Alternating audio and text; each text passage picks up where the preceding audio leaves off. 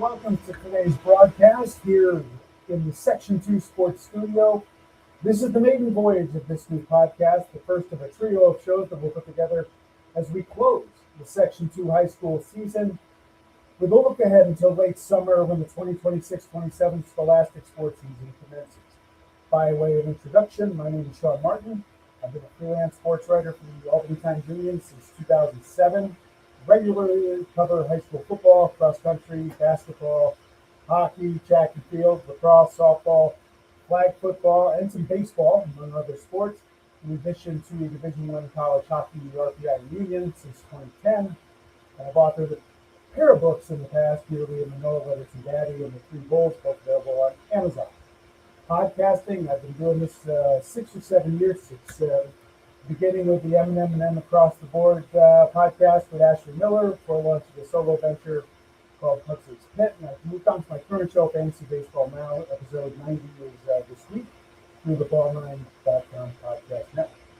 Our goal for this podcast to highlight the best in Section 2 sports, featuring some teams and student athletes from a variety of sports that deliver the best stories each week in, week out here in the 518.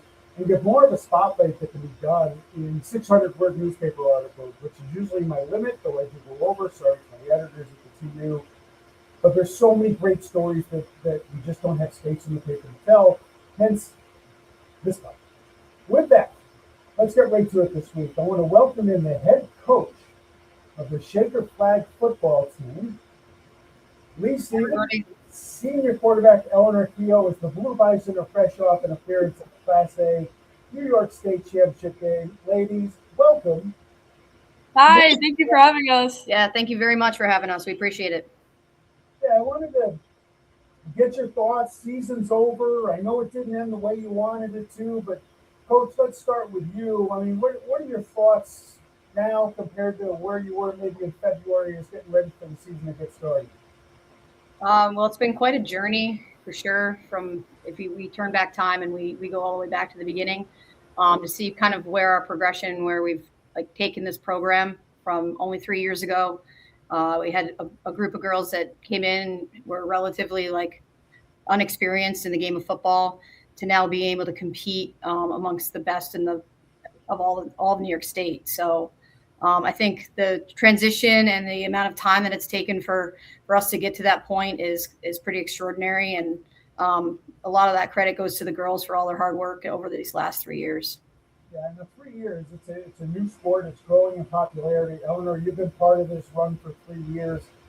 What are your thoughts on this season? And is there a moment, a memory that you're going to take with you as you graduate Shaker from this season? Yeah, I'm just so thankful for this opportunity that I was able to have. The last 3 years have been just amazing, and to end it like this on my senior year, I really couldn't ask for anything better. I mean, obviously the Section 2 championship game against Colony is one of the best days of my life. That was so much fun, and it's so great to be supported by this team and these coaches. Yeah, Leigh, what was your memory of the season? I know the turning point you mentioned in the media before was the loss to Albany. That really seemed to get things going. But when you look back in a month or two or a week or in 10 years, what will stand out for you from this year? Aside from the wins, because that's always, what everybody looks at first, is your record and your success. But my takeaway is I couldn't have had a better group of kids to work with and to be around, and coaches. My assistants are the absolute best. So this is a team. I mean, I've been coaching almost 25 years. I don't want to say that too loud, but this will be a team that I will always remember and hold dear. They are my favorite team I've ever coached. I covered the Troy Columbia Class B championship right before your game. And one of the things that really struck me as I was leaving the field was the number of kids you had on your team warming up. You were behind the goalpost, out of the field. What were your numbers on the team this year compared to your first year 3 years ago? Final roster size is about the same. We've kept 24 to 26 kids. We've had 2 to 3 managers each season, which is a really nice thing to be able to have as well. But we had the first year, I want to say we were in the 70s with kids that were trying out for the team. fantastic. I want to what's the student body like? Again, it's a newer sport. It's 3 years in. Doesn't have a lot of support and games and whatnot. How's everything with school? And again, it's a newer sport. But how are you? How has the team been this season? I'm sorry, it was just a little quiet. You said how's the student body in respect to sport? Reaction to the flag football program and certainly the year you're coming off of. I mean, yeah, I've received so much support from all my friends, my family, and my coaches. The student body's been really good. We get a good showing at the games. A lot of people at the games, which is really nice that they're supporting this new sport. Yeah. Did you play other sports before flag football? Yeah, just pretty much just soccer. I kind of did whatever, but soccer I really ended up falling in love with really young. She's being pretty modest. She's a very good soccer player. Thank you. So, Eleanor, I want to talk about your junior year. Not the best memory of you, torn ACL. You missed pretty much the season. How was it coming back? Were you driven to get back your senior year, and you can't get that back, but you can do something about it? And what was that like being away from the game, from the fields? Yeah, it was definitely one of the hardest experiences of my life. I won't understate how hard that was, but definitely from the moment it happened, I knew that I had something to work at and get back to. And I kind of treated it like another game. It was something I had to win at and like be the best at. So Coach DeGear was in the weight room with me twice a week the entire summer, and it was tough sitting out of the flag season last year and my fall soccer season as a senior, but it really taught me how to be a better teammate, I would say, and taught me the importance of a work ethic. And I think that it just made this spring just all the much better. We worked for it, and everyone was supporting each other, and it just made it feel so much better. Did you learn anything watching from the sideline? You hear people come out, a quarterback or basketball player might sit on the bench for a little bit. You see the game a little different. Did you learn anything that you could apply to this year from watching from the sidelines?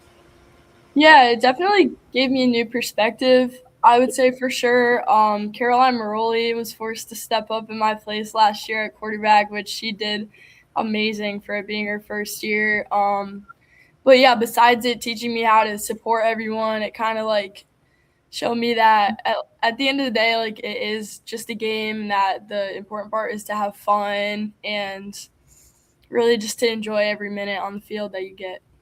Yeah, and Coach, what is Eleanor's commitment to coming back and then her performance? What kind of message does that send to the team? The quarterback is typically the field general, the leader, whatever cliche you want to throw at it. But what does it mean to the whole program to see her come back this way and work so hard?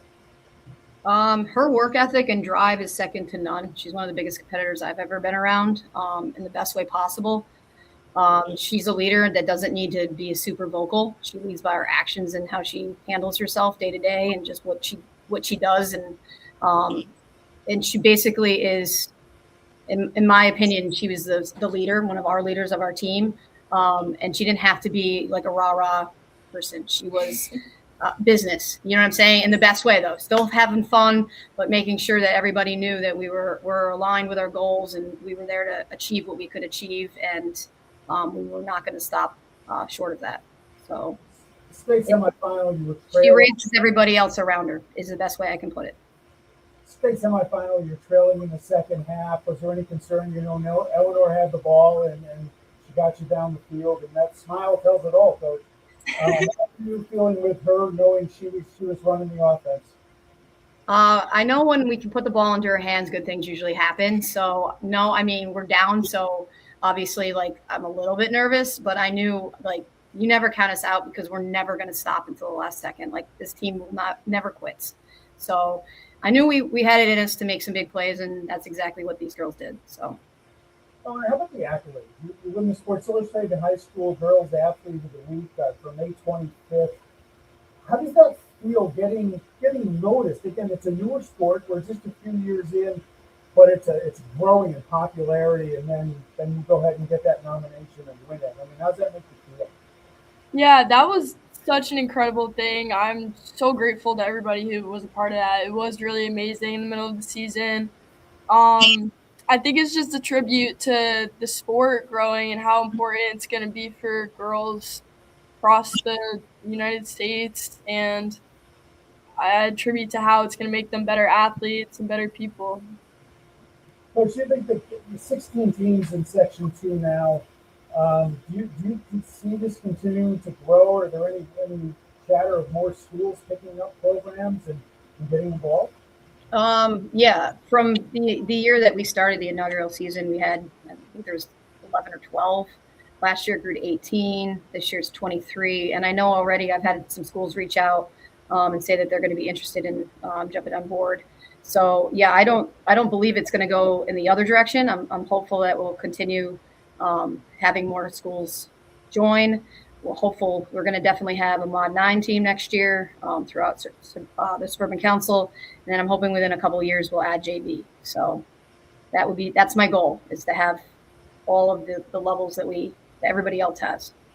Yeah, now you and I talked about a few weeks ago. I don't want to give away your secrets, but I noticed you were one of the few teams I saw that had headsets on, and you had somebody up above. Talk about just having that philosophy of doing that. I mean, all the boys football teams have that, but not so much in the flag football. Does that give you an advantage, having some eyes in the sky? Yeah, and I think that anytime that you can use electronics or anything that you can use, you should take advantage of to give our players the best opportunity we can. And having somebody be elevated in the crow's nest, being able to see from that perspective and that angle, it's another set of eyes that can help relay information to us. So that's only a benefit. So I will take anything I can do to try to be as successful as possible and use anything that's within the rules to be able to use. Sure. Eleanor, what's next for you after I know you probably got a few exams to get through in the next week and a half or so. What's your next step after beyond Shaker? Yeah, I'm planning on attending Marymount University, and I'm going to be playing soccer and flag football there and majoring in psychology. That's awesome. Now, what does the summer look like? That's in Virginia, correct? Yeah, Marymount University is in Virginia. Yeah. So how does that work? You know, I talk to a lot of athletes, and they have to head down early in the summer. What's your schedule look like with going down to school? Yeah, so I will move in on August 16th for preseason for soccer and all that. So leading up to there, I'll be running and getting a ball at my feet now instead of in my hands, trying to switch back into the soccer mindset. Is there a message you would give to Shaker teammates or even younger girls that might be in like the Junior Bison flag football league? Is there a message you could give to them now as they're having maybe dreams of athletics down the road? And what would you share to them, or just flag football players in general? Yeah, I mean, to them specifically, I would tell them definitely to keep your heart on flag football. It's such an amazing sport that really it'll change their lives if they keep playing. And once they get there, to just enjoy every moment they have, every practice, every game, and the girls around them and the great coaches. And just to make the most out of it by working as hard as you can between the lines, every play, like really just get your head in it and give it the best you got. And Coach, what about you? Now season's over. Do you take a break from flag football? Do you jump right into it? What's the off season look like for you? We're going to take a little break, and then we'll get back at it. In the summer, we'll do some stuff. But the girls deserve a little downtime. I want it to be something that's fresh and they want to come back to. I don't want it to be like they have to play it. I want them to enjoy it and want to come back to it. Something they look forward to coming to. So, yeah, they're definitely going to get a little bit of a break, and then we will definitely do some winter stuff. We're going to do some summer workouts, but then we'll ramp things back up probably around January-ish. What I know about the Shaker District is there's a lot of youth groups, the Junior Bison, there's different camps, which Sheila runs it to the board. How big is that in developing the program to tap into the 7 and 8-year-olds and 10-year-olds to kind of build the skills and foster the love of the game? Yeah, I think one of the things I've learned the most over the time that I've been teaching and coaching is the fact that how young kids, whether these older kids realize it or not, anytime they can be around older athletes and they can kind of see them doing things and they get to work with them on the field. They love that. They cherish that, the little kids. So anytime that we can do a clinic or we can do a youth night, or a camp, that's beneficial to both the older kids. They get to give back and they get to teach a little bit. And then the younger kids just get to enjoy seeing like their idols that are on the field. They get to play catch with them. So stuff like that, it's really helpful to our program. And not for you to answer, I'm just interested in your opinion. I've asked you this before. I would hope that this league would help get some more female coaches the opportunity to get out there and lead a team. Coach, you want to weigh in on that too? And Eleanor, if you want to throw in an opinion on that as well, that'd be welcome too. I mean, I can speak first and then I'll let Eleanor go, but I think you're going to see over the next probably 8 years after some of these guys that have had that experience, they are very smart females that can lead, and I know they're going to be able to be good coaches. So I think after they've kind of gone through their college experience, I think you're going to see a lot more females kind of getting into the game of coaching a little bit more. I think just right now there hasn't been as many, and I'm not really sure for what exact reason, but I'm a little older, so like I never had this opportunity. I didn't get to play football growing up, so I had to really like learn the game a lot. And I give a lot of credit to my assistant coach, Coach DeGear, taught me a ton. But I do think that the opportunities are going to be more and more, and you're going to see more and more females. Yeah, I mean, I agree with Coach. I think that after more and more women are playing in college, it's obviously going to open that opportunity way up. But speaking from experience, I think that I had the best head coach in the section, so I'm grateful that my coach was a woman. Thanks, Eleanor. Okay, you say that, I got to follow up now. I heard a lot during the year that the focus on the team being more of a family. Eleanor, did you guys get that feeling, and was that driven home? Did that help breed your success? Oh yeah, I think that was probably the number one driver of our success. I remember we met in Coach DeGear's room probably in January or February in the winter before the season. The coaches were driving in family, like that's what this year is going to be about, because at the end of the day, like we knew that we had all the talent and all the pieces, so it was just about being able to put them together and really like make the team a family, which I think brought us as far as it did. Okay. All right, ladies, I'm all set. I really appreciate you joining the program and had a great time catching up with you both. Thank you, Sean. Appreciate it.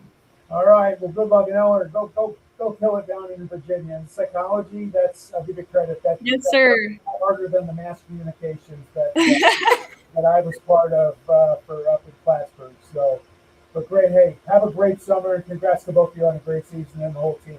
Thank you so very much. Appreciate it. We'll talk soon. Bye now. Bye. Oh, it was great having Leigh and Eleanor on here. All right, everybody, thank you. Thank you for joining us for the first Section 2 Sports Podcast. We're going to have some more guests coming up later this week, and hoping to have James Allen, the guru of high school sports from the Times Union, in the coming week. So until then, we'll talk to you soon. Have a wonderful day.